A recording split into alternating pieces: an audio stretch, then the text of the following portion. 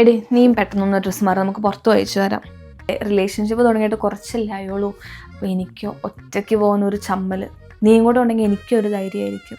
അയ്യോ ഞാൻ വന്നാൽ ശരിയാവില്ലെടുത്ത്, എനിക്ക് ഒരുപാട് പെൻഡിങ് വർക്ക്സ് ചെയ്ത് തീർക്കാനുണ്ട്. പിന്നെ പോയി കഴിഞ്ഞാൽ നമ്മൾ പെട്ടെന്നൊന്നും തിരിച്ചു വരത്തില്ലല്ലോ. എടി സമയം ഒന്നും ഒത്തിരി എടുക്കത്തില്ല, നമ്മൾ പോകുന്നു കാണുന്നു തിരിച്ചു വരുന്നു, അത്രേ ഉള്ളൂ. ഞാൻ വരാം, പെട്ടെന്ന് തിരിച്ചു വരില്ലേ? എടി എനിക്ക് നല്ല പനിയുണ്ടെന്ന് തോന്നുന്നു, നീ എൻ്റെ ഒപ്പം ഒന്ന് ഹോസ്പിറ്റലിലോട്ട് വരാവോ? അയ്യോ നിനക്ക് പനിയാണോ? എടി എനിക്ക് ഇന്ന് വരാൻ പറ്റത്തില്ല, ഞാൻ അവൻ്റെ ഒപ്പം ഒന്ന് പുറത്തു പോവാം, അവൻ്റെ കുറച്ച് ഫ്രണ്ട്സിനെ മീറ്റ് ചെയ്യാൻ. ഒറ്റയ്ക്ക് പോവാമോ? അത് ഞാൻ ആരോടെങ്കിലും ചോദിക്കണോ? പിന്നെ നിൻ്റെ വണ്ടി ഞാനൊന്ന് എടുത്തോട്ടെ, നിനക്കിപ്പം പനി ആയ കാരണം എന്തായാലും ഒറ്റയ്ക്ക് ഓടിച്ച് പോകാൻ പറ്റത്തില്ലല്ലോ, നീ ഒരു ഓട്ടോ വിളിച്ച് പോവാമോ? വണ്ടി ഞാൻ എടുത്തോട്ടെ? ആടി അത് കുഴപ്പമില്ല, ഞാൻ ഓട്ടോ വിളിച്ച് പൊക്കോളാം, പോയിട്ട് വായോ. എന്തെങ്കിലും ആവശ്യമുണ്ടെങ്കിൽ വിളിച്ചാൽ മതി. ഓക്കെ.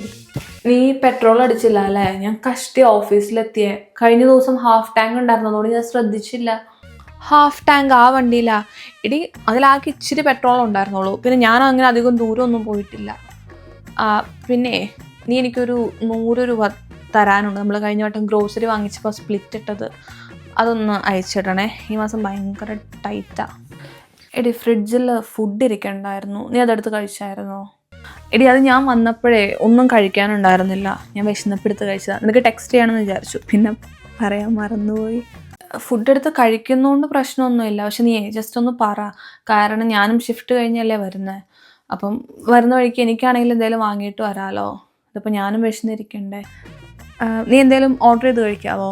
ഇനിയിപ്പോൾ ഈ സമയത്ത് കടയെല്ലാം. എൻ്റെ മറ്റേ മാഗി ഇരിപ്പുണ്ട്, അത് പക്ഷെ ഉണ്ടാക്കണം, അത് നീ എടുത്തോ.